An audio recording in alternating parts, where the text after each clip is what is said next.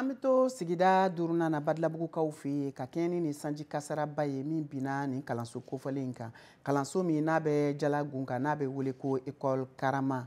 A ɲɛmaaba n'o ye Burulayi Konate ale b'an bolo nɛgɛjuru sira kan nin waati in na a bɛna ka na an ka ɲininkaliw bɛɛ lajɛlen jaabi. Monsieur Konate i n'u la.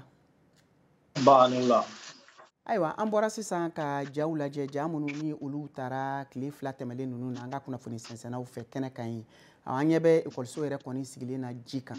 An bɛ don min na komi bi ka bɛn tarata ma e bɛ se ka kunnafoni jumɛnw di an ma wulikajɔ jumɛnw sabatilen don a ko la. A diyara n ye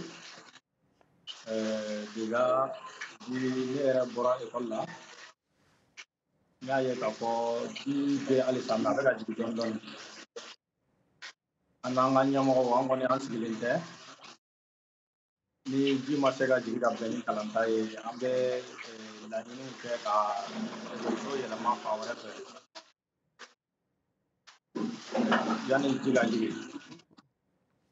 Ayiwa an b'a kalama k'a fɔ jamana ɲɛmɔgɔw ye laɲini kɛ ka kɛɲɛ ni sanji kasara in ye min binna kalanso caman kan Bamakɔ sigidaw o kalanso dɔw hali ka fara marabolo kɔnɔnaw la min ye kalan tali lasegin kɔ ka bila fo Nowanburu kalo tile 4 na ɲinan san.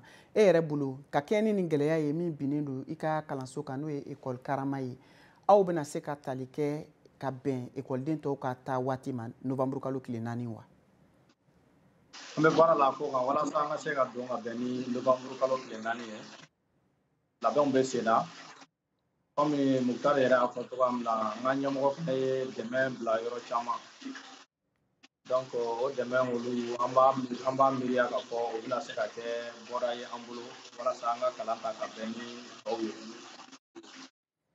Ayiwa o dɛmɛ minnu n'aw y'o laɲiniw kɛ bɔlɔlɔ kan kɔfɛ aw ye dɛmɛ sɔrɔ jamana ɲɛmɔgɔw fɛ walima bɔlɔlɔ sira tɛmɛlen kɔfɛ ba ɲumankɛw walima jamanadenw minnu ye wulikajɔw kɛ ka na aw ma walasa aw ka se ka dɛmɛ kalan ka se ka taa Nowanburu kalo la wa? Bon effectivement gouvernement ye mɔgɔw bila ka na yɔrɔ lajɛ en même temps ONG ye promesse k'an ye ko ni ji jiginna dɔrɔn u bɛna an dɛmɛ ka baara dɔw kɛ mais n b'a dɔn olu o t'a bɔ an mago bɛ bɛɛ lajɛlen ka dɛmɛ na walasa ekɔliso in ka se ka taa ɲɛ. Ayiwa ka da nin bɛɛ lajɛlen kan an kɔni b'a dɔn sanji tɛ ka kɔtigɛ fewu Bamakɔ a n'a lamini na welewelekan laban jumɛn b'e bolo ka di malidenw ma?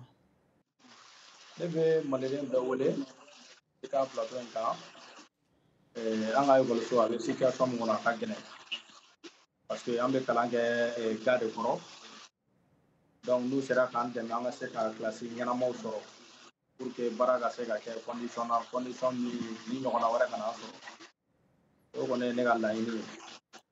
Ayiwa an ka foli b'i ye kosɛbɛ dan tɛ foli min na nin tun ye Burulayi Konate ka laseliw ye kalanso min bɛ Jalagun ka Badalabugukaw fɛ yen n'a bɛ wele ko école Karama ale ye o promoteur ye an ka foli b'i ye.